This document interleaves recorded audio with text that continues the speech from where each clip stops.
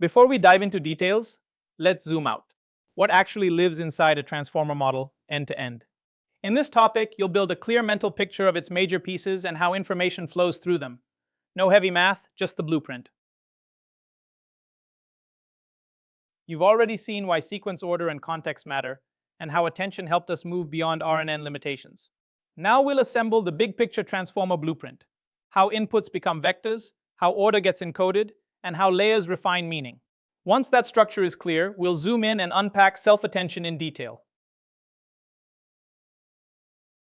Transformers are powerful, but they only work with numbers. Raw text, letters and words, means nothing to them until we translate it into numeric form. Embeddings do this translation. Instead of simple one-hot codes, they give each token a dense vector that reflects meaning, similarity, and context learned from data. Embeddings are how a model turns words into numbers that actually carry meaning. Each word or token gets a fixed length vector, like a GPS coordinate in a high-dimensional space.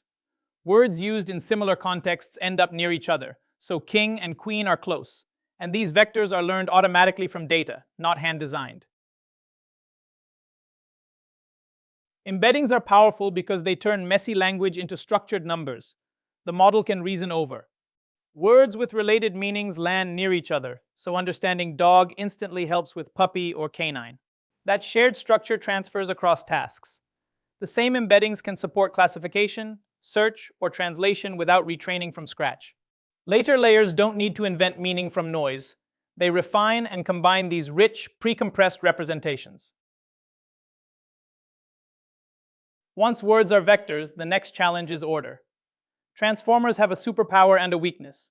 They can look at every word in a sentence at the same time, instead of step by step like an RNN.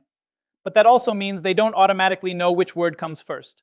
To them, dog bites man and man bites dog would look identical. Positional encodings fix this.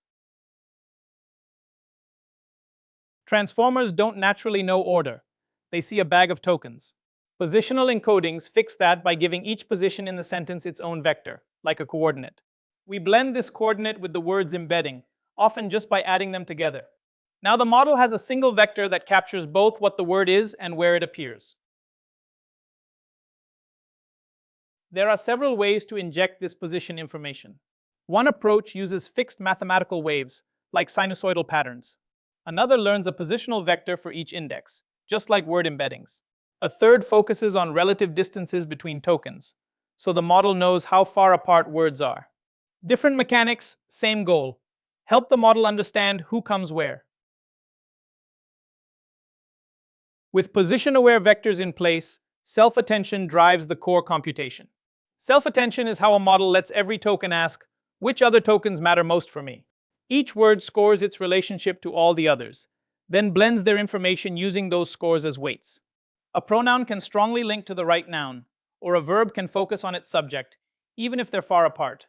Because all tokens do this simultaneously, the model captures long-range context while staying highly efficient. Multi-head attention builds on that idea.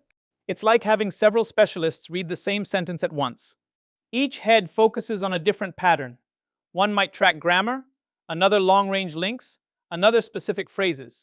They all run in parallel on smaller versions of the token space.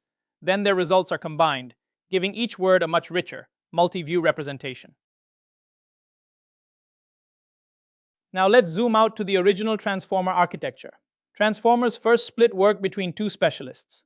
The encoder reads the whole input at once and builds rich contextual representations of every token.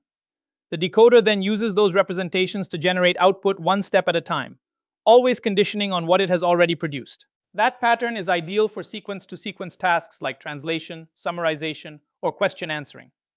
Even though many modern models drop one side, this encoder-decoder division is still foundational. Inside both encoders and decoders, stacked layers do the heavy lifting. Each transformer layer takes the current token vectors, lets them attend to each other, then passes them through a small neural network. A single pass gives a shallow update. By stacking many layers, the model repeatedly refines these representations. Early layers may focus on local word patterns or syntax. Deeper layers capture longer-range dependencies, discourse, and meaning. Residual connections and normalization keep information flowing, so depth actually helps rather than hurting training. Modern transformer families then specialize this basic stack. Encoder-only models like BERT read text deeply and produce rich representations. They're best for understanding tasks, classification, extraction, and masked fill-in-the-blank predictions. Decoder-only models like GPT are optimized to keep writing. They excel at chat, story generation, and code completion. Encoder, decoder models act like translators between sequences, making them ideal for translation, summarization, and many text-to-text tasks. Let's put the full journey together. Raw text is chopped into tokens. Then each token becomes a vector that captures its meaning. We add positional information so the model knows who comes first, second, and so on. Those enriched vectors flow through stacked transformer layers where self-attention lets each token look at every other token. Finally, the last representations feed a head that classifies, generates, or transforms sequences, depending on the architecture. You now have the big picture of transformers. Embeddings and positional encodings create position-aware vectors. Self-attention lets tokens flexibly relate, and stacked layers turn this into the powerful models behind many systems you use. Next, we'll zoom into self-attention itself, queries, keys, values, and how attention weights are actually computed.